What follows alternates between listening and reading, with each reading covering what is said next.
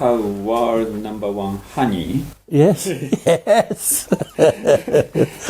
Well, I have to remind people that honeybees are domestic animals, like cattle and sheep, okay? So when we talk about the bees and the importance of bees, we're actually not talking about honeybees. We're talking about solitary bees and bumblebees and so on, which have a much, much more critical influence on our food chain and our environment. But we do have an apiary of bees here. We have a very, very good beekeeper, Tom Prendergast, and he looks after the bees, and they're his bees. But he entered them in the London Honey Show, and he won what they call the Honey World Cup. So, according to you people in London, it's the best honey in the world. But you ask Tom why the honey is so good, and he'll say he doesn't know, you know. But he says that his best honeys come from farms that are not interfered with, you know, or places that are completely neglected. The more synthetic farming that goes on with chemicals and so on, the worse the honey is and the worse the bees are. I think the honey that actually went to London, I think, I've done a little bit of research, comes from the fact that we planted, for no particular reason except that we liked the trees, we planted a line of Northophagus cunninghamii, which is the southern beech. It comes from South America. And it's about 400 meters long, and we planted it in about 1983, 84. And it's now sort of mature. And in New Zealand, they actually have a lot of these trees, and they've discovered that the honey from these is very, very good. They reckon it's as good as Manuka honey, but it's not made from flowers. It's actually a honeydew honey.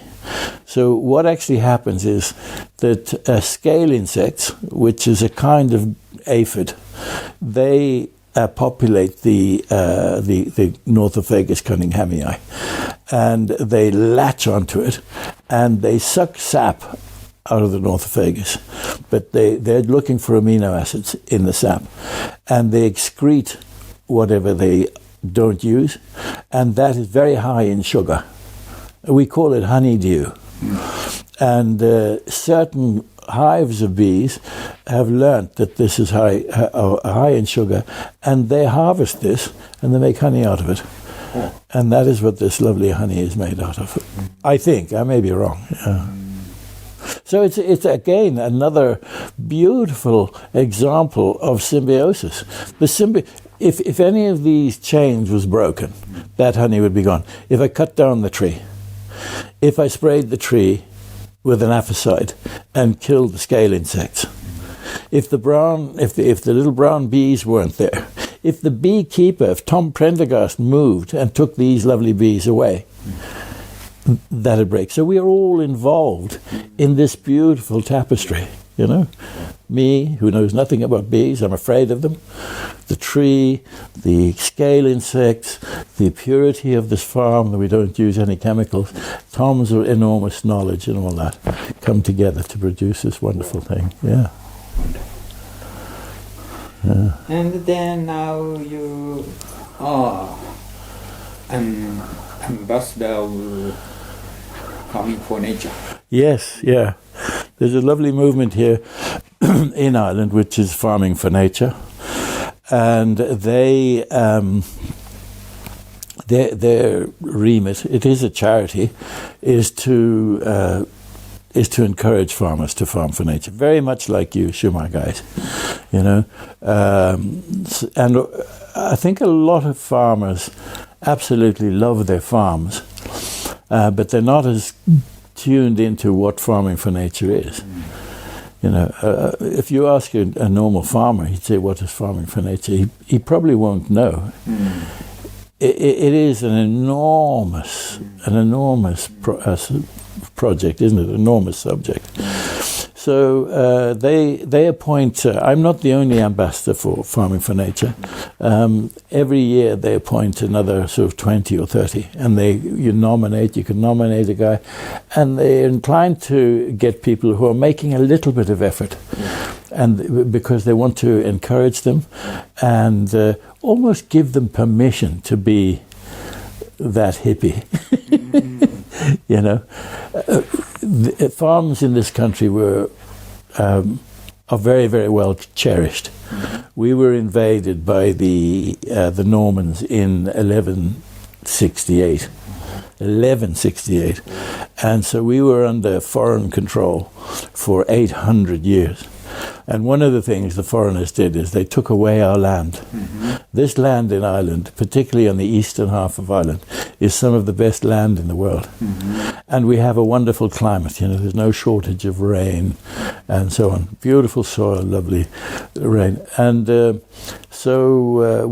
in order to farm it, we had to actually pay rent to people in another country. So eventually, after we had a revolution and we became a republic, the Land Commission was set up, and the Land Commission bought the land back from the foreign owners of the land, and they then distributed it and sold it to the people who actually lived here. So you can imagine how much respect Irish people have got for their farms. But unfortunately, the farms are very small, and there's a very big,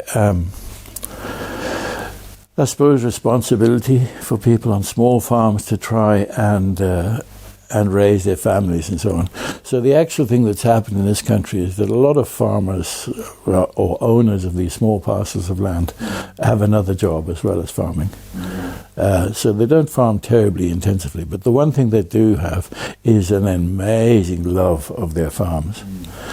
So it's really just a matter of pointing out to them what Farming for Nature is, how easy it is to do, because one of the wonderful things of Farming for Nature is less is more.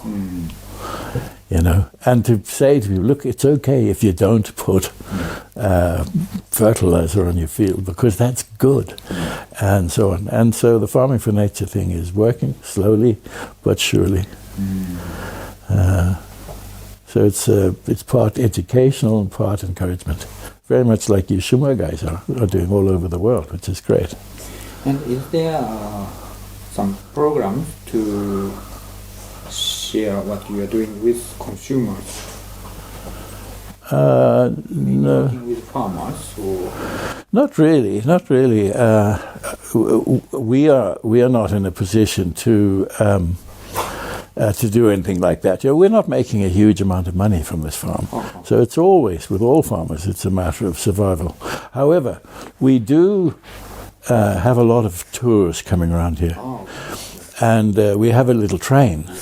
So we can take 27 people on the train. I'm actually having the train extended. Next year we'll be able to take 36 people on the train, and we take them around and we take them into the orchard so that they can see firsthand what we are doing.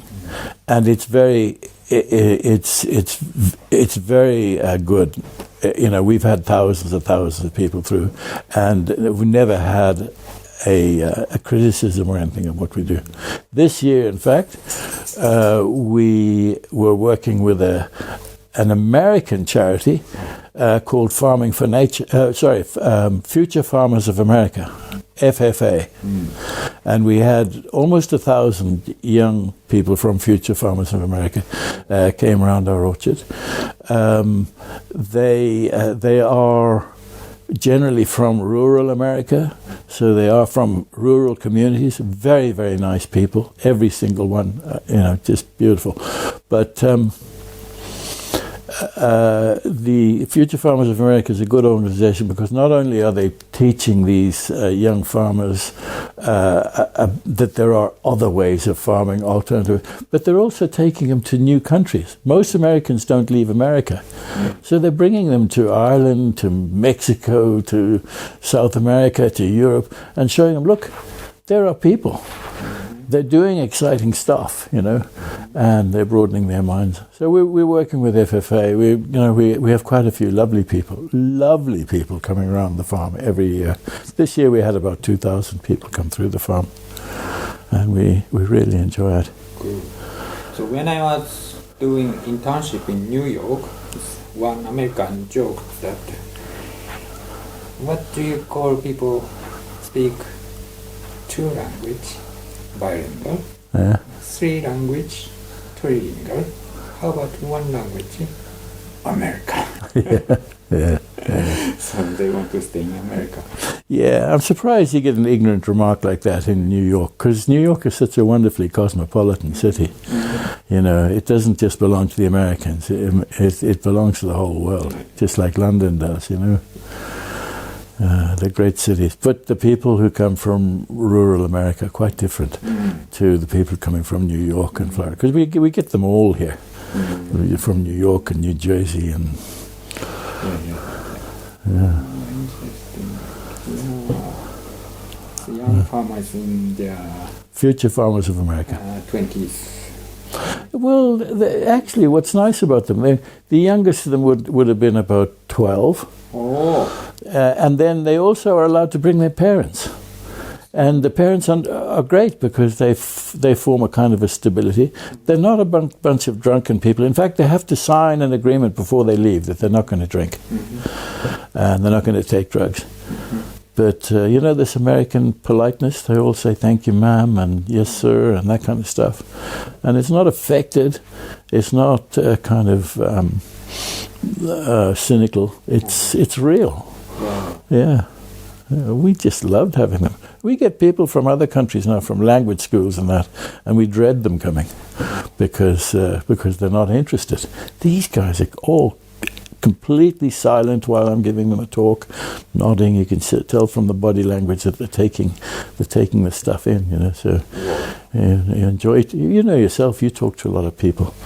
It's an absolute pleasure to talk to people who are interested and who are listening. Whereas it's horrible talking to people who wish they were somewhere else.